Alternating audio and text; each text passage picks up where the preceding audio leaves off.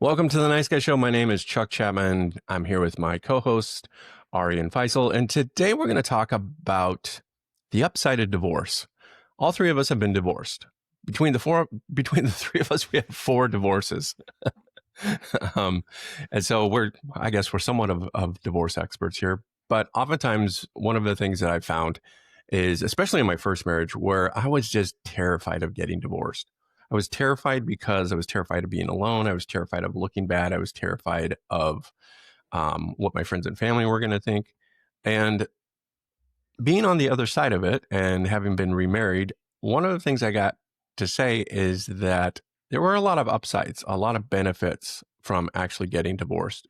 And I don't know that we talk about these things all that much. And so today's episode is to give you a little bit of hope. If you're somebody who's either going through a divorce or been through a divorce, we're going to talk about what's the upside. What's the good thing about being divorced?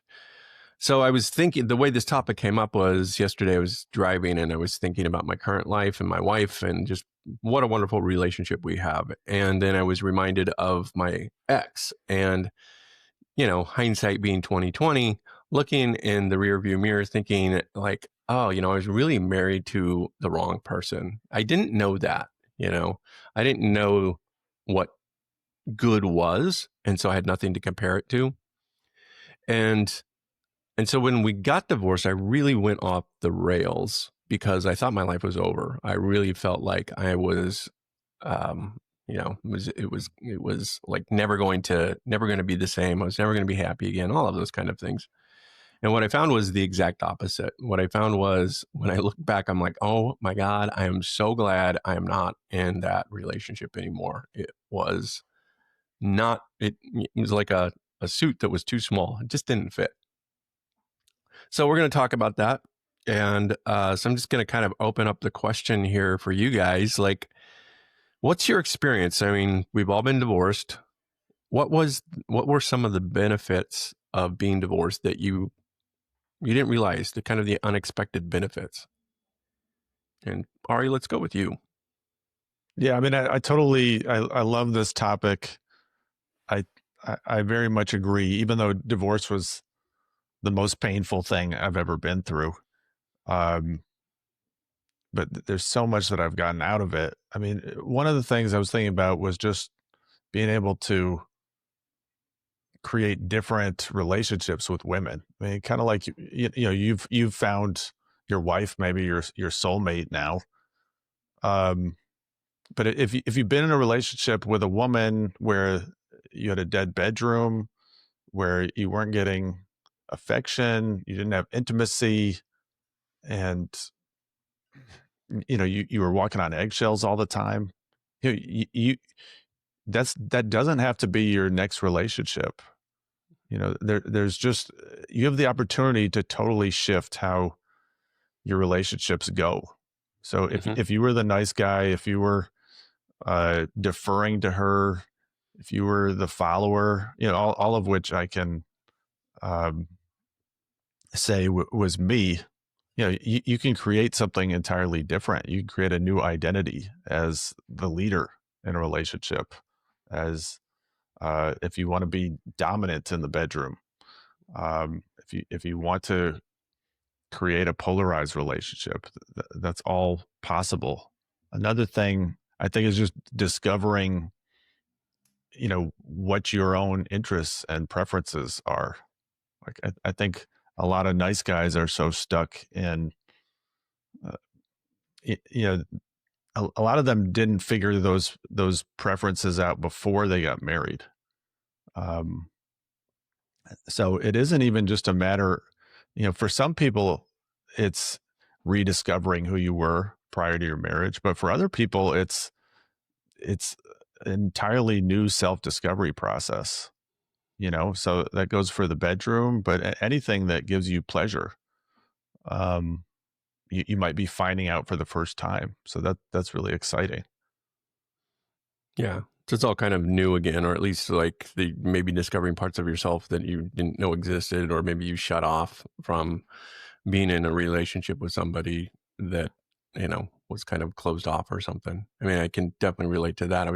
One of the things that I was thinking about, Ari, as you were talking was, um, like the ability to set boundaries early on in the relationship. Cause I didn't really know about boundaries or what they were or how to set them or anything like that in my first marriage. I mean, it was 20, I forget, 23, 24 when I got married.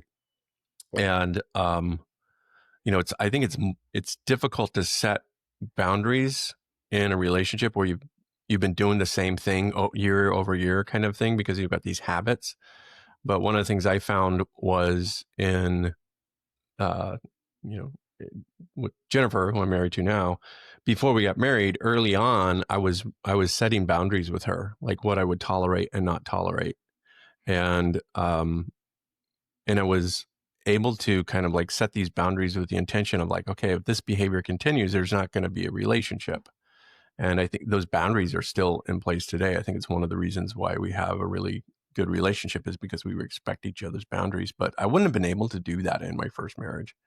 Or the second marriage, or the third marriage in this case, is that I'm able to lovingly set boundaries with her. And also she sets boundaries with me, and we just, yeah, we go on our way. What about you, Faisal? Did you learn anything, or is there any upside or some hidden benefit besides all the women you bed, um, to So going through a divorce? What's the yeah, upside? the best gift a wife can give her husband is a divorce. Right. That's the best gift. Yeah, because it was definitely for me as well. For me because it really woke me up. The divorce woke me up. I was what I call the standard guy, autopilot, did everything on autopilot, didn't really think about life or relationships, and I kind of just went with the flow. So a divorce was like a real wake up call. And I guess, like your first marriage or your second marriage is like training ground for the proper marriage. Yeah, right. But it gave me a lot of gifts. I mean, like incredible. I couldn't see the gifts in the moment Yeah. when I was going through the divorce, the breakup. It was the most painful thing. I absolutely hated her for it, hated myself, hated life. After a little while, like Napoleon Hill said, I mean, he's got this really great quote. It says, every adversity, every failure, every heartache carries the seed of an equal or greater benefit. And it did, because it just woke me up to learn about life, psychology, human behavior. And the biggest gift was that it allowed me to become more conscious for my kids, is to help them not make the same mistakes or help them understand life better, help them to understand more communication, connection. Because when I grew up, I didn't really have a really intimate connection with people around me. I didn't like deep conversations, deep connections. The conversations I had with my family was very more superficial. We didn't really have like meaningful conversations about, actually, this is what I really feel. This is what I'm expressing. It was all suppressed down. But now I can have all these conversations with my kids. And I think when they're struggling, we can openly have dialogue conversations. And again, the same thing with women I've meet. I'm able to stand my authority, have my standards, ability to say no, ability to walk away, ability to live life on my terms. So for me, I really see that the grass is greener on the other side of becoming more conscious, taking ownership, taking responsibility. But getting to that grass, it's tough. Mm. It's not an easy walk.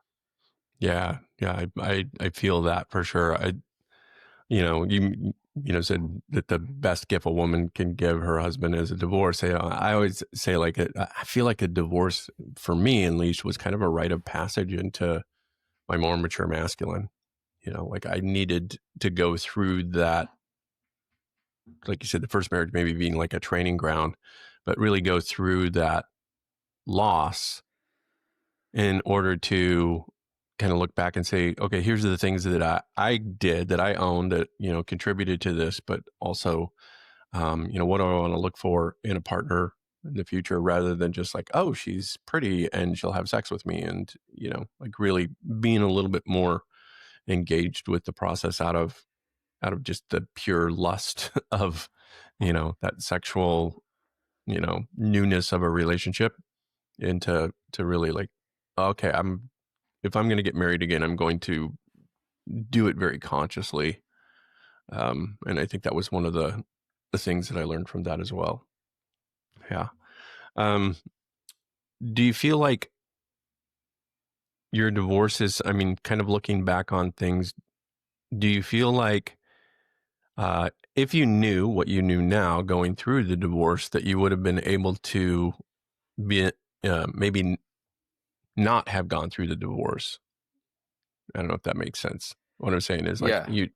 if you know, like now, having walked through that and what you need and everything like that, if you were able to transport in time and go back to that younger part of yourself and say, here's what you need to do in order to fix this, do you think you would still end up being divorced, or do you think you would, um, maybe work through things? I know it's a kind of a I think fantasy it would question definitely here, but I think it definitely increased the probability of having a long-term relationship or being together. I mean, my marriage wasn't hell. It was just there wasn't enough compatibility for us. Whereas my first relationship I had was, I mean, that was hell. That was just very unhealthy. Really, I was walking on eggshells. She was very clingy, very needy, and it brought the same thing out in me. But had I known what I know now, what I think the best gift would have been being able to filter for good women and being while working on myself. So we can only, I know that we can only get the good women when we've done the good work. So that would have just given me a better probability, just better chances of saying, okay, this is a more compatible woman. Like now I'm nearly 50, so I'm still 48. But what I realized was something my dad gave me a message when he was young. And this is, I think, when I was about 13 years old. And he said, whatever you do, make sure you are with a compatible woman. This is the only relationship advice my dad ever gave it to me. That was it. There was nothing else. I would never talk about relationships. There was a lot of shame around it. There was a lot of shame around being, liking girls. So everything was hidden from parents, especially from my culture. It's like, oh, we don't do that. yeah. So the gift that he gave me, only now am I realizing that, and I'm understanding about myself is, what is a compatible woman with Faisal? Not everybody else, not what everybody recommends. What is a compatible woman with my nervous system, with my insecurities, with my background, with my challenges that I face? Who would be the most compatible, and who would I be most compatible with? And this kind of discovery has led me to see that actually the women that I've been chasing and wanting to get into relationships are not the compatible ones. They're the ones my ego loves and desires, but they're not suited for, I would say, a overall. Because you've been going after the Ferraris, and you really need to be going after like the Rolls Royces, the Toyotas. Hey, don't put me in that category. It's the Maybachs, the Rolls Royces. That's where I need to be going. Classy. Ferrari, yeah, absolutely. Ferrari for the weekend, and the Rolls Royce for the weekdays. So does that mean I have to have two wives? Well, I can have four, right? It's interesting. Oh, go ahead, Ari. Well, I was just going to try to answer your time travel question. Like if my 29-year-old self had the insights that I have today, could my marriage have turned out differently? And I definitely think it could have turned out differently. Like, I think my ex, has a lot of strengths. She has her own issues too, but we would have started the relationship off in a different way. I think she wanted a more polarized relationship. She wanted a guy who could lead. And so if I could impart that to my 29-year-old self, would he listen? I don't know, but it would have been really valuable for him to know. That being said, I was thinking about so many people end up in relationships that are kind of muddling along. And it's like so much work. Hmm. And I actually feel kind of blessed that she just left and she did it definitively.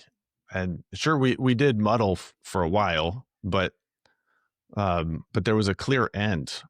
And so I end up feeling bad for people who are just like, they're in that zombie marriage where it's just clearly dead to anyone really, maybe from the outside looking at it, but they can't bear the thought of just ending a marriage and what that means. And so I feel lucky that I just got to have a clean ending. I could start over. So, that's one of the upsides of getting a divorce instead of just limping along. I think there's this belief that um, there's just a strong belief in a marriage that lasts a lifetime. And I've evolved to viewing relationships as like their value isn't just how long they last. It's the quality of the relationship.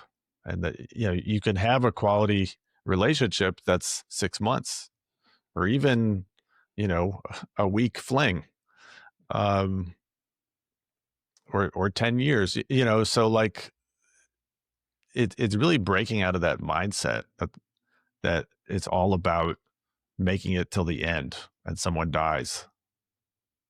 And so, getting divorced taught me that. You're dying inside, Ari. That's what it is. Right. There's too many guys that are dying inside, right? Yeah. Yeah. It's Dying in true. these monotonous Yeah. relationships. It is. Yeah. They're dying in these monotonous relationships. I've worked with guys who just don't have the backbone to get out the relationship, and she's the one who has more backbone to say, right, this is going to end, and it's a great gift.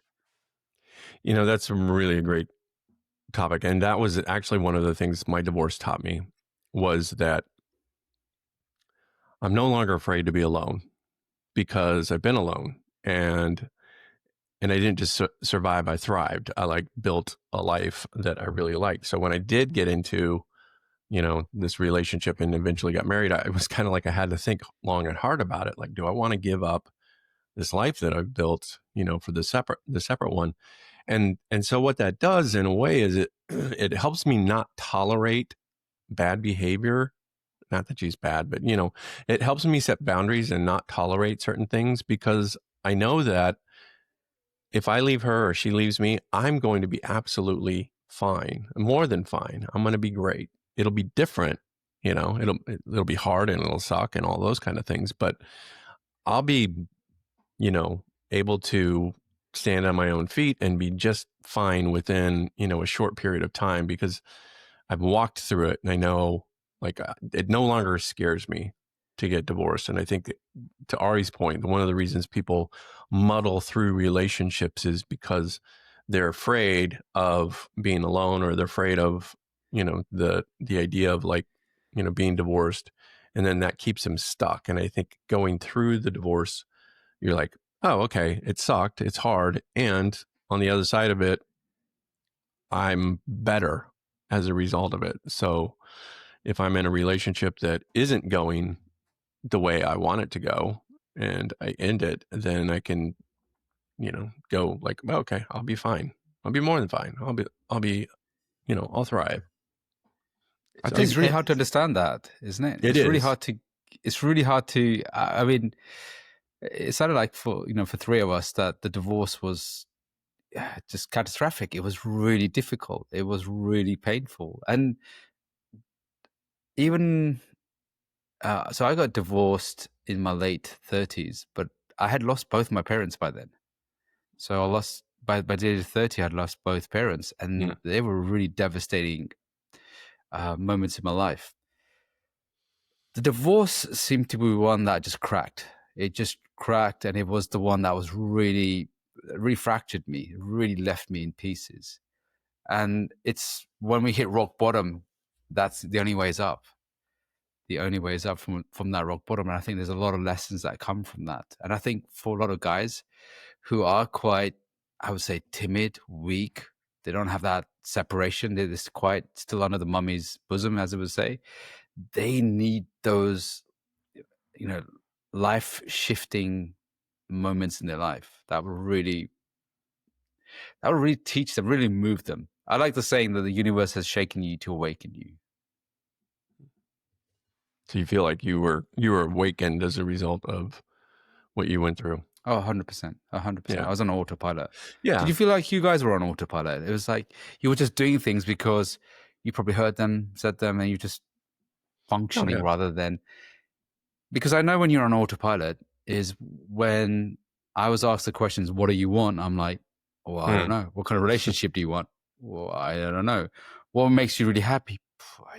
I like these things like cars and all these stuff like, but really it makes you happy. I'm like, I've never really spent time to go inwards because most of my life I've spent time looking after everybody else, pleasing everybody else, caretaking everybody else, making sure that nobody else is upset. I've spent so much time in the external world, and the only way I could feel happy was if the outside world is smooth, happy, okay. That would make me happy. But rather than trying to figure out what does Faisal want, because I remember a time when it was my son's birthday. I think it was like second birthday, and my ex-wife had set up a party for him. And there was loads of people invited, loads of other mums and dads. Some of them, most of them, I didn't know who they were. All the kids were there. And she was tirelessly trying to make everybody happy, make sure that everything's okay. And then I'm just running around because she told me to do that. Yeah. But it wasn't a place I came from. A power was, well, actually, this is how we're going to plan this together. It was like, whatever you want, that makes you happy, which it didn't because it stressed her out trying to make everybody else happy. And then it made me angry and frustrated and passive aggressive. And I'm like grumpy and keeping it all inside. Then eventually it'll just come out as resentment. But the divorce was like, okay, well, what is Faisal want? What's it about me? So it came from the inside rather than going from the outside. Yeah, I think we always come back to this concept of what I'd call consciousness, which is awareness of the choices that you have in your life about every realm of your life, your health, your relationships, your sex life, your parenting, that all of these can and really require intention and conscious creation. And that could feel, I don't think that's what we're taught. Most people is to consciously create your life. So divorce ends up being the perfect opportunity to do that. If you're using it as a learning experience. So many people just don't learn the lessons of their relationship, and then they often go repeat what they did with another person. So yeah, there doesn't have to be upside from divorce, but there can be massive upside. One thing I was thinking about was just if you're watching this or listening to this, any aspect of your life that you think is going to be worse after divorce, turn that around and believe that could actually be much better. So like a lot of the men that I talk to assume that their children will be worse off because of divorce, or their relationship with their children will be worse because of divorce. But I mean, while I don't know what it would be like in the alternate reality where I stayed married, and I think I had a good relationship with my son, I've just had to grow so much as a father because I'm parenting by myself when I'm with him. We're not really tag teaming. We're co-parenting. So, you have to learn how to run your own household. You have to, if you're not putting structure in for your kid and you were deferring that to your partner when you were married, you have to figure that out now. But that's a good thing because then you're really, you're really creating the kind of environment for your child that they always needed. and you didn't just leave it to another person, or maybe both of you in the marriage were kind of unconsciously creating the kind of parenting that you're giving your child. So, and anything that you think is going to be worse actually could be a lot better. So you've got to have that mindset. That's a great point. I'm, as you were saying that, I was thinking, yeah, it was really true that, when, prior to the divorce, I saw myself as a father, but it was kind of the secondary role. It was like, oh, her mom's going to take care of that, or, those kind of things. And then when I got divorced, and it was like, oh, I have her, for the next several days, and it's just me and her, and I have to take care of everything, and I have to, make her food and wash her clothes and all of those kind of things. Well, it felt a little bit like a burden. On one hand, it actually made me closer because I was more engaged with her.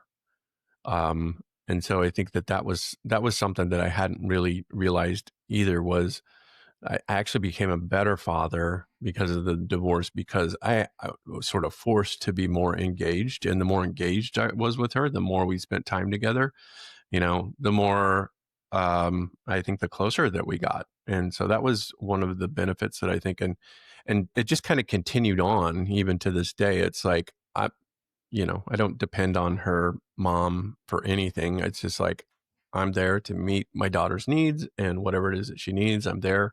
And if her mom picks up, and meets her needs as well and doing her job, that's great. But I'm not focused on her mom and what her mom is doing or not doing. I'm focused on how I'm showing up, which is different than even being married, where it would be like, okay, to my wife would be like, okay, well, you need to go take her to do this, or you need to do this. And now it's just like, oh, she needs this, I'm going to go do that. So I think When I was married, I was always conscious of how is my wife evaluating my parenting. hmm, Am I measuring up? So it was always this weight on me. And sure, she could evaluate my parenting now that we're divorced, but she's not in the environment. yeah, The time that I have with him is pretty protected. So I get to create that, and I don't have that feeling of burden, like that someone's overseeing what I was doing. And I've got to own that I was playing that out when I was married. I didn't have to view her as my overseer or as my supervisor. That was also part of the relationship that I had created. So I'm not just putting that all on her. I'm just saying that it's easier once you're divorced. You have your own environment with your child to create what you want. yeah, It's a shock though at first, because the divorce did wake me up, but also it forced me to mature up. Because I like what you said about the parent. It felt like you're the secondary parent, or you felt like the assistant parent, mm-hmm. and then she'll be telling you what to do, and you'd be like, okay, Right, cool, this is best, the expert. right, And I remember, so I'm like assistant. Dad is the assistant parent. When I became a solo dad and full time looking after the kids, it was instantly wake up, and then I realized, was like, wow, there's a lot to do in the house. mm, There is so much responsibility. There's so many things that you have to think about and lead about, and I can see why a lot of guys would just leave it. I just earn the money. She looks after the house. In the modern world, I can see how this doesn't work anymore, because there's a lot to do, and we need emotional support when we're looking after kids. We don't have those tribal connections anymore. mm, And I can see that when I'm looking after the kids, I get mentally so exhausted. And sometimes I'm so drained. I don't always have the bandwidth to spend quality time with the kids. I'm like, I've got to do this. I've got to sort this out. There's like 1,000 things to do. And they're like, Dad, can you come and play? Can you do this? I'm like, well, I've got so many things to do. So I don't have that tag team anymore, which, as a single parent, it's very difficult. And I think the boys now, they understand that and they're more involved. I get them more involved. I get them to, get involved in the house more, so we can tag team each other and say, look, can you do this? Can you sort this out? Can you sort this out? So we have that kind of like routine. But when they were young, it was very difficult for them to understand. Is that dad's running around, he's sorting out his work, he's sorting out the house, and it was very difficult. And I remember my ex-wife was very hesitant and afraid when I had to have the kids for the weekend by myself, and she's like texting me 24, every 2 minutes, like, don't forget this, don't forget this, don't forget this. I'm like, I got this. And she's like, are you sure? I'm like, she wasn't fully trustworthy to completely hand over the reins because I hadn't taken the lead before. So I understand our hesitation because I know there was lots to do. I'm like, how do you use this? Or how do you do this? Or how do you sort this out? And what happens if they need this? There's loads of questions. I'm going, oh shit. I'm asking my sister most of them. I'm Googling quite a lot of them because I don't want her to feel like I haven't got this. But once I got into the rhythm of it, it just made me a lot more competent as a man inside the house and with people, made me more skillful. And that's what it did, was it forced me to expand my skill sets in managing people, running people. There's 2 monkey brains that I've got to sort out. Yeah, definitely. Yeah. Yeah. How has your view on love changed since the divorce? Or has it? All right, let's define love first. Okay. Well, actually, that's a good question, because what would you guys define as love? Would it be the old romantic feelings and emotions? Actually, let's go through. What is your version of love, Chuck and Ari? So my I guess my view on love now, that has changed, I think, since my divorce, was that love was something that you sacrificially give. It's like, I love you, so I'm going to sacrifice, myself. And I don't really feel like that's love at this point anymore, because if I'm sacrificing myself, then what's going to happen is I'm going to get resentments, and then those resentments are going to turn into, moving us further apart. And so that's like the exact opposite of love. But I think in general, love is a behavior that you have towards something else. So if you love something, you treat it with respect, kindness, you talk to it well, you try to make sure that it's, like, is in the best environment that it can grow in, and that love can only come out of self-love first. And so I would treat myself in those ways of, how do I talk to myself? How do I take care of myself? What are the things that I do for myself? So if I would do that for someone I love, I do that for myself first. And then from that self-love, then is the abundance of love that I can give without feeling resentful. But I think, it is one of those things of, there's different kinds of love as well. There's the love that I have for pizza. It's different than the love that I have. That's the best one. Right? That's up there.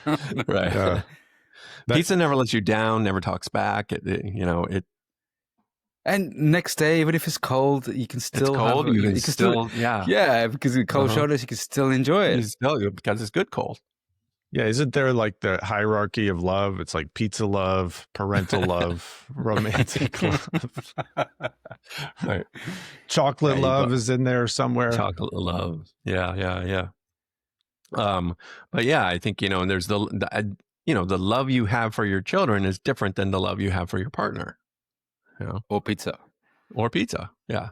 So I think when you're talking about love, there are different types of love, but I'm thinking about, like, if you were to, in general, how do I love all of those things?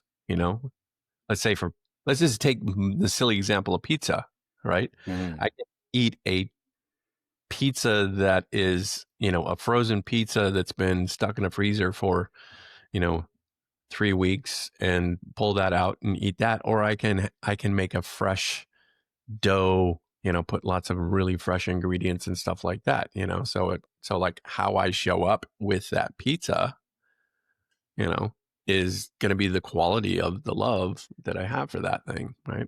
So it's a silly example, but I think the same thing is true for the way that you love anybody else. If you're doing it with a lot of cheap ingredients or carelessly or unconsciously, that's kind of the word I want. If you're doing it unconsciously, then you're, I don't know that that's really love as much as it is just like unconscious. So I would say that my version of love then would be doing something very consciously. So consciously loving yourself, consciously loving others in the way that you love yourself.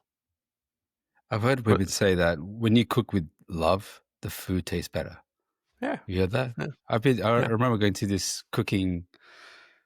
conscious cooking class, and she was like, "You gotta love the food, and when you love the food, it tastes better." I'm like, "Well, it depends what you're cooking, right?" I'm like, "Yeah," but she's like, everybody go and just touch the food and give it some love, and it's Like, feeling really awkward because I was to the chicken. I'm like, whoa. This was vegan. This is probably why I That was was fell vegan. out of Okay, love. that was Yeah, I was like, where's the meat? I like what you were saying, Chuck, about that you're no longer seeing love as a sacrificial act. Like, I think in retrospect, I basically had that. I think I viewed marriage as something that would be stifling or misery Hmm. making, which is Did you it's a think you had that view before you went into marriage, or do you think that you yes, just had yes. okay? So you kind of I, went in with this idea of like, oh, this is going to be stifling anyway, and I have to just suck it up and right. This is just what people do so, once they hit 30. okay. I had this thought in my head: marriage equals death. Hmm. Did you tell her this? I didn't tell her that, but Till death do us apart. It's happening right now. yeah. No, I mean, I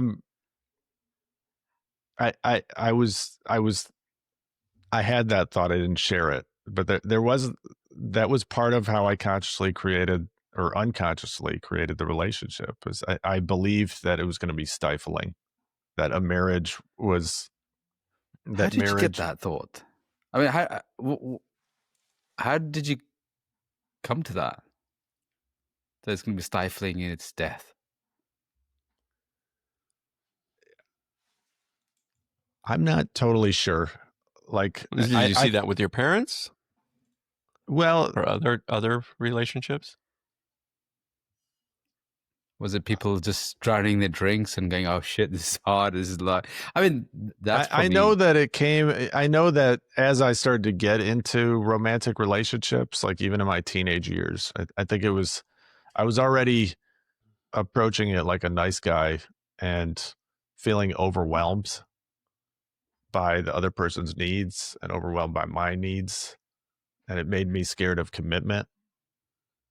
So I always felt like marriage was kind of imprisoning yourself as a result, that it was always going to feel burdensome. So I think I always had this view of relationships that, um, yeah, that you're going to feel like um, your life is not your own. Your So freedom's gone. your freedom's gone. Ball and chains. And no, I don't think my parents feel that way about their marriage. I'm not saying it's perfect, but Yeah. um, but this is what I came to believe, and that's what I started playing out with people that I dated, and I would get scared and break things off usually, and then with my wife, I felt like, well, she's a better choice, so this is what people do when they hit 30. They find someone who's a good partner, and then they make the ultimate commitment for life. Sacrifice. But The ultimate sacrifice. the ultimate sacrifice. But yeah, I hadn't because I didn't feel like this didn't feel like something that I was consciously creating and that I was confident that would be sustaining in the long run. I can say that now. So yeah, so that's not a good recipe for a marriage. Well, hell no. It's like, yeah. By the way, I don't know why your marriage didn't work, Ari. Yeah, I'm going to propose to you, and then it's the end. When we get married, it's the end. It's a death. Well, in all honesty, the wedding ceremony is actually a funeral. Yeah, I mean, my marriage was a shit or get off the pot situation. Like, because we'd been together a couple of years, and you know, she was pressuring me. You know, it's like it's time. You know, you need to pop the question, or we're done. And I felt like, well, you know, she is a good choice for me. So I need to just suck it up. She told you that. She told you that. Right. Yes. No, no, I believe that. I believe she was you know, that she had qualities that previous sure. women that I was with didn't. And she told you that? She told me that. No. But yeah, I mean, that's so I did feel pressure to pop the question, but I also felt like, okay, you know what? This is just because of my own failings, you know, that I'm a commitment phobe and I need to get over that. And so I sucked it up and I popped the question, but it did come under pressure, which is, yeah, absolutely a bad way to start your marriage off. That's such a, I think that would be such a good topic to talk about, is feeling pressure to commit and getting pressure to get married. Now, Ari, my experience was completely different. So what I had grown up what I'd grown up about marriage and having kids and family was, it all came from Bollywood. That's where I learned about relationship. Where everybody's dancing all the time and they're just like, I'm like, breaking into dance. That was it. It was like, okay, so my training about relationships came from Bollywood. It's very magical thinking. You know, guy falls in love and she falls in love and it's romantic and they're dancing and they're changing their outfits every 10 minutes. All the music's playing in the background, no matter where they go. The music will just, I don't know if you watched it, but Indian movie or something. And that's what I thought it would be like. It'd be like, okay, cool. So once I get married, all my problems will fade away. I've got someone I can spend some time, and I could just sit back and relax and just enjoy the rest of my life. Yeah, well, that movie didn't play as a no. So that was my learning. Yeah, for me, like, I felt like I was losing myself. I think, if I'm being honest, to get married. So that's a horrible foundation for a marriage. So I think part of what I could do now or in the future is because I've developed my own life enough, you know, that I could choose to be with someone and not feel like I was losing myself. And part of it was that I don't think I knew myself well enough or loved myself enough or felt like I had enough choice or could set boundaries. So none of that was in place before I got married. Yeah. I felt the same way. Like it wasn't just that they weren't in place. It was like, wasn't even conscious aware of, like, those were the things that a healthy relationship, you know, has in them, you know. Did you feel pressured, Chuck, at any point to get married? Did you have that pressure, or maybe that pressure, maybe from? Yeah, I think culture? Definitely. Well, okay. Yeah. And I'm just kind of going reverse here because, you know, Jennifer, you know, I had just gotten out of this second marriage that, lasted less than, 6 months or something like that. Um, and so I was in a space where it's like, I'm never going to get married again, and so Jennifer and I were together for like a year and a half. And she was pretty clear, she's like, I want to get married again someday. And I'm like, well, I don't know that I want to, but I'm also willing to kind of like see where this goes. And then about a year and a half into the relationship, she said, I know how you feel about marriage and that, but I do need a little bit more commitment from you, And so she said, let's move in together. She was the one that sort of brought up that. And I had to think really good, long and hard about it. And I thought, okay, you know what? I think that this, relationship has a lot of really good qualities to it. And I'm not ready to get married, but I am ready to kind of like take the next step in commitment. So we moved in together. And then we were together. We had lived together for another year.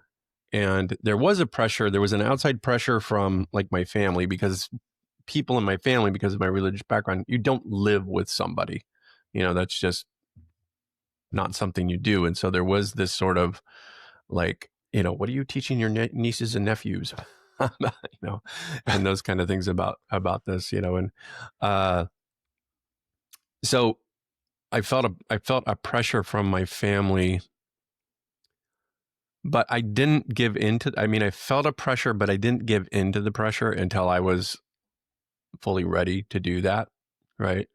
I think in my first marriage, I felt a pressure to get married to someone, like this is where, like, almost like your life starts when you get married. Like that's when you become an adult. That's when you get married, you get a career, you have a couple of kids, you work for 30 years, you retire, and then, go on with your life. And like, that was just what people did. So it was also, it was part of like, okay, I got to find somebody who I'm attracted to, and and then get married. The external pressure also, I think, just from that time in my life, all of my friends were getting married, you know, and kind of starting out. And so it was also like just my community base, everybody that was my age, my friends, they were all getting married. I was one of the last ones to get married. So yeah, there was definitely a pressure there. And then you feel this pressure of, well, what's wrong with me, or what's wrong with him? And then people are gossiping and talking. I think the only pressure I got was from my first relationship. My first relationship, that was 6 years. That should have ended within 3 months, which dragged on for another 5 years and 9 months, way too long. I felt a lot of pressure to get engaged, to get married. And I thought, well, if I propose and we get engaged, things will improve. And they did for a few months, and then it went back to the cycle. And I'm thinking, well, okay, so I need to do something else now, even more, right? Not realizing, not having that consciousness, well, actually, this is the wrong person for you. Whereas now, the thing that the divorce and breakups, I think you have so many lessons from every breakup, every divorce, every kind of those closure just opens up new consciousness, new paths. And now I'm in a position where I wouldn't be forced or, forced into wanting to get commit. I'd only commit at the pace that I'm ready to and I want to. And I think this is a great gift. Is like, I'm now leading my life on my terms, marching at the beat of my own drums rather than being told what to do because it'll please people, it'll please society, it'll please family. And this is what the family's expectation is. I'm like, well, fuck them. This has got nothing to do with them. It's my life. Once they've stopped gossiping and they've got things that they want to talk about, it's got nothing to do with them, because then I have to face the consequences. And if it's no longer aligned to me, I'm now okay in a position to say no. And I think that's one of the gifts that I've got, is that backbone to say, I don't want to do this. It doesn't align with me. And I'm okay to end the relationship because it's no longer what I would say purposeful. And you were talking about, what's your version of love?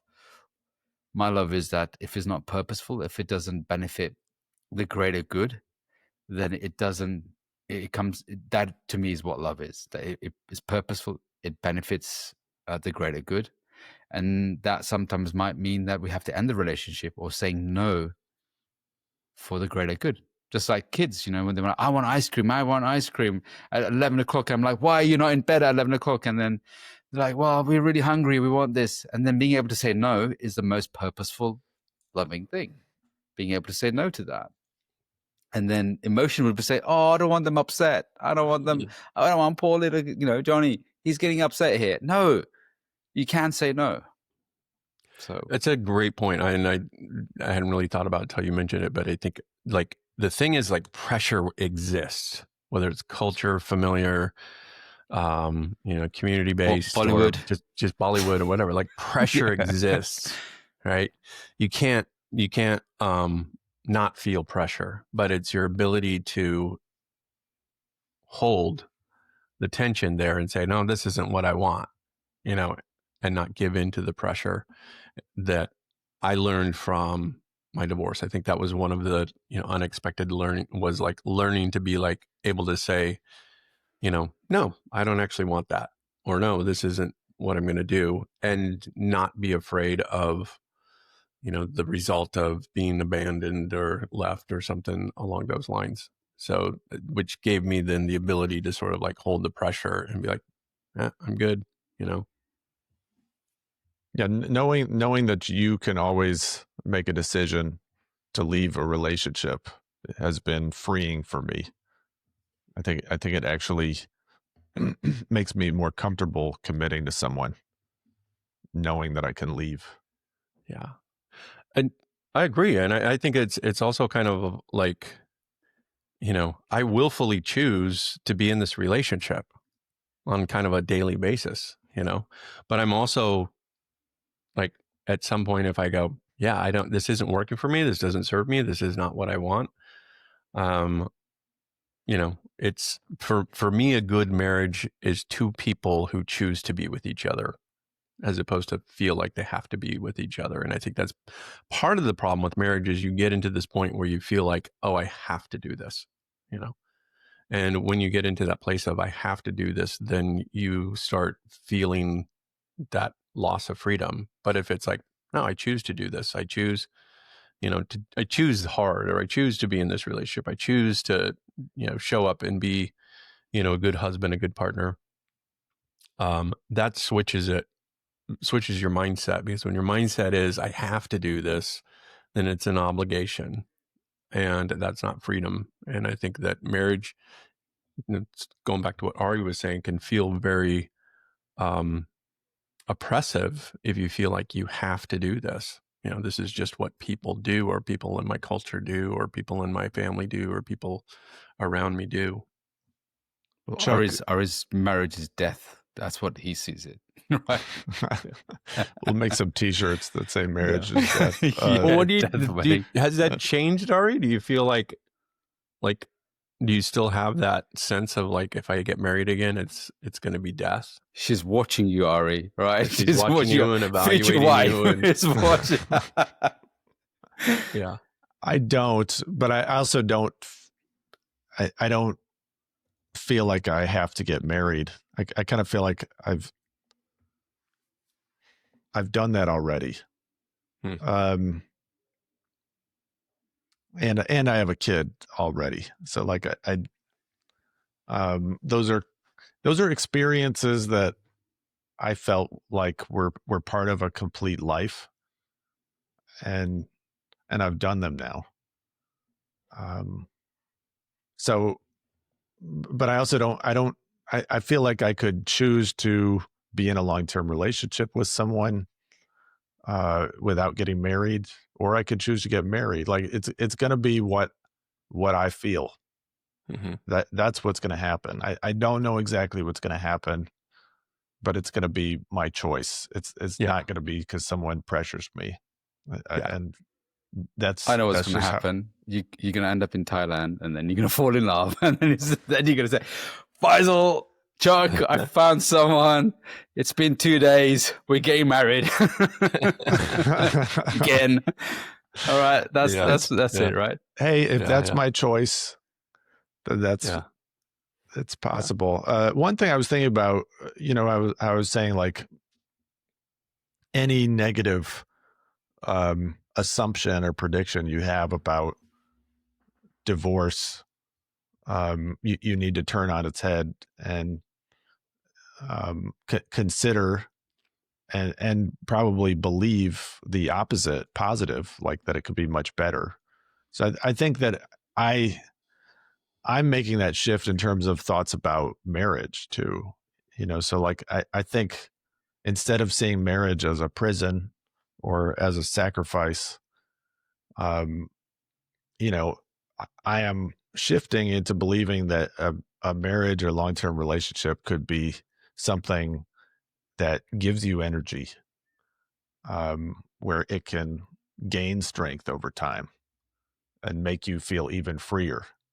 So I'm actually reevaluating my own beliefs about relationship, and I think rather than viewing marriage as something that's continual sacrifice, like I think it's going to be work, but what about the idea that you're investing and putting money in the bank? That you're cultivating more love over time, and it's gaining strength over time. I'm wondering, Chuck, is that how you feel about your relationship with Jennifer?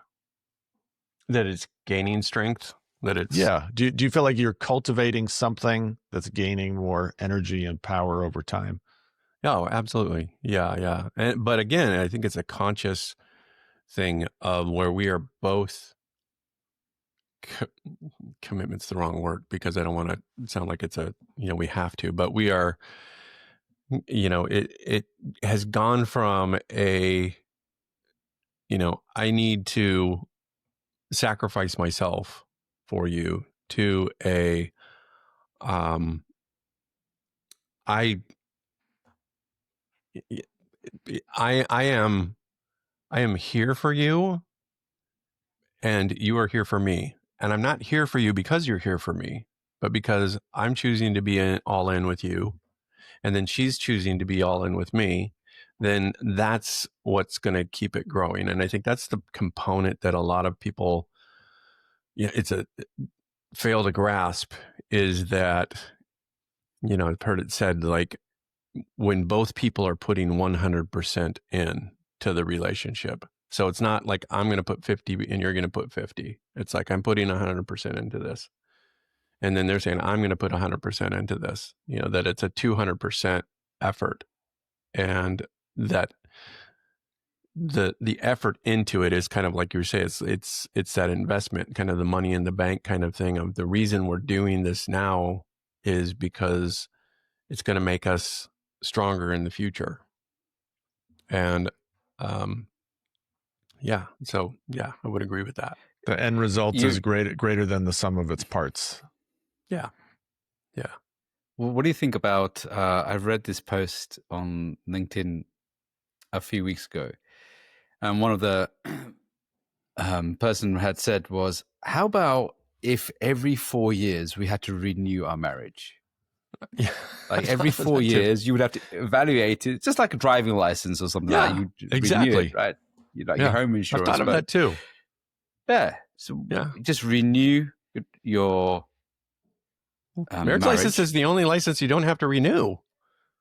It's like I have to renew my license for my dog every so often. So it's not. So maybe we should have a test for marriage as well. So before we can be given the keys, how about that? But if you knew it was coming up, it's like every 7 years or something like that, you had to renew, and then you would be like, I don't know, am I going to renew? Do you want to renew? Because by default, it will not renew. So you would have to consciously consciously say, I'm going to do it. Yeah. Well, it's so interesting that we have to go through a class in high school or a driving class, a driving class, and then you have to get on the road experience before you can get your license. Like we don't do that to get married. And it's guided. I remember an instructor guiding us. Well, this is how we do it because I mean, none of us have been taught. Well, I did through Bollywood, but that wasn't really greatest lesson ever. But one of the things I did really want to mention was, as you guys were sharing about you have more choices, and then you don't feel obligated. I think one of the things that going through a breakup, a divorce, really empowered me to not be muscled in by guilt and shame. So it wasn't the decisions I'm making is because it's the decisions I'm making. Like you and Jennifer are making the decisions that you want to choose. So every day is like a choice. Every day you're choosing. And I think when marriages have the capacity to understand that actually this can end, I think there's a lot more attraction. There's a lot more power into it. It's like both of us have the capacity to walk away and have the competency to do it. Because when you're in a relationship and you can trap each other, they're like, oh, well, you know, they don't have the courage, the balls to leave. And I think that's where a lot of complacency, a lot of lack of gratitude, appreciation for each other can set in. And that, I think that's where a lot of toxic behavior can set in. But when both people come from a place of power, that actually any of us are willing to walk away at any point when it's no longer serving us or each other, that creates a lot more, I think more powerful connection there. Yeah, agreed. Now that women are leaving men in droves, maybe it's actually a good thing though for men. You know, that's another thing we can turn on its head. You know, because that gives men a chance to improve themselves and level up. Yes and no, because you've got one society apart where everybody's becoming more empowered. I think that's really important. And I think then you've got another part of society which their threshold to deal with, overcome resilience threshold is becoming weaker and weaker, and everybody becoming too snowflakey. Oh my God, it's too difficult. I can't handle it quick. We're becoming more of the throwaway society. We'll quickly replace it. And I think that's the other part of the coin that we need to go back into still. Like when there's difficult things, like for example, I remember my brother-in-law talking about this, and they've been married 26 years actually last week. And he says, what is wrong with society today? I mean, he's not like very old, but he was saying, you know, when there's trouble, there's problems, everybody just gives up. There's no stamina anymore to deal with situations, to go through hard times. And because the new internet age society is like, okay, replace it, easy. Yeah, there's no tenacity. People don't know how to like work through something, and or spell it. I think, or spell it. there is a thing of like, you know, for example, like a habit or some type of something to do repetitively. You know, the more you do it, the better you get at it.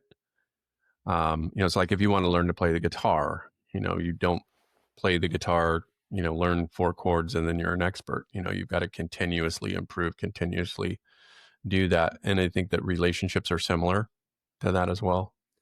I think the other thing, and I often say this, is that we're in a society where everything, especially from the masculine point of view, everything's a competition, right? There's a winner and there's a loser. And that's a zero-sum game. You know, that if my needs get met, your needs don't get met, I win, and vice versa. And so we're always sort of keeping track then of how many times am I losing. And if I'm losing so much in this non-zero-sum game I call a relationship, then I start to feel bad and I start to want to, you know, get out of it. But I think a relationship is actually a non-zero-sum game, which is like an escape room is sort of a non-zero-sum game where it's like we have to work together in order to find the solution to get out or we die, you know. And I think that if you start to view your relationship as a non-zero-sum game rather than there's a winner and loser, that also changes your mindset. What do you think about it? Are you grinning? View your relationship as an escape room. An escape room. Yeah. Well, if you did, then you'll make sure that the partner that you choose is the one so you'll have more consciousness. Right. Yeah. Yeah. And I think that that's gives you a lot more power, because if you're choosing, and I think that's, to me, I think when I work with the guys as well, when they go out in the dating world, one of the things that we really work on is learning about a compatible woman with you. Like, be in a place of choosing. And I think, as you were saying this earlier on, about guys who come through divorce and have experienced really difficult relationships, they have this natural tendency towards thinking that there aren't any good women around. And it saddens me to say, when I say, oh, there's some amazing women around, they're like, no, there isn't. I'm like, yeah, there is. But the kind of women that you're attracting and you're attracted to are troublesome women. And that just highlights there's some problems that you need to solve.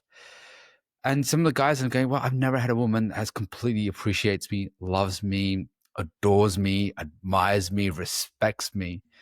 And I said, look, I feel really sad about that, because there is women that will do all of those things.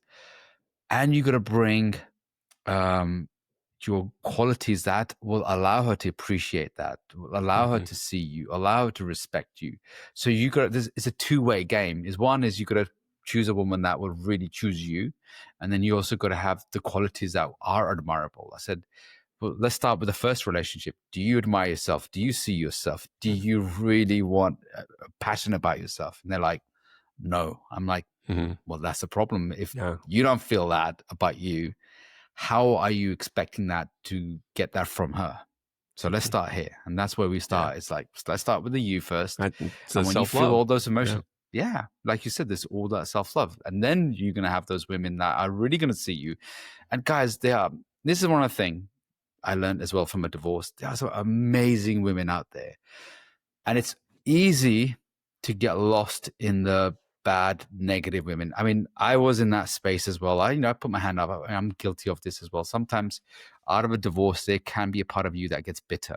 There is a part of you that's resentful. There is a part of you that's angry. There's a part of you feel that's been betrayed, been done wrong to. And there is a part of you that's this revengeful, vengeance, and you want that back. It's like, how dare you? There is a very much of a, social media is very much of there's a huge divide between men and women, and they play on that. It's easy to get trapped into that, because you're thinking, yeah, you're so right. Women are like this and men are like this. And you see that on both sides. It's getting worse. Yeah. So I think the improving yourself and turning yourself into a high value man, someone that could be respected and adored, that's one of the upsides of divorce. And you often won't do that work if you're in a marriage and you don't feel like you need to appeal to someone, or you don't feel like you need to develop yourself in order to have a full life. And so I don't make that an optional thing for myself anymore, to develop myself to become a conscious person. And that's what I think the right mindset is if you want to have a bigger and better life. Right. Well, guys, thanks so much for the conversation today. This has been the Nice Guys Show, and appreciate all of you who tune into this and follow us. And if you're finding us on YouTube, please like and subscribe. If you found us on a podcast someplace, one of your favorite podcasts, also please rank us and give us positive feedback. You can go to theniceguysshow.com to find more about the three of us and the work that we do. And just want to give a shout out to a episode that we recently did, which was why women are so hard to please. And we have an expert with Samantha Burke, who comes on the show and talks to us about why women are so hard to please. I think you're going to like that one. It's a really good show. So next time, we've got a little bit of a surprise for you. We've got Faisal. You want to You want to give them a little teaser It's of a what's coming up? big surprise. It's a big teaser. Yeah, let's just leave it at that one as well. Leave it at Guys, that? we're gonna have Yeah. a lot. Yeah, we're gonna have a lot more surprises for you as well. So make sure that you stay tuned, connected, and don't forget, please do share this podcast with somebody who needs to hear it. Because when you engage with the our videos and podcasts, it helps us to get rank higher, and then it helps us to reach other men. So it's a really purposeful thing to do. All right. And with that, it's been the Nice Guy Show.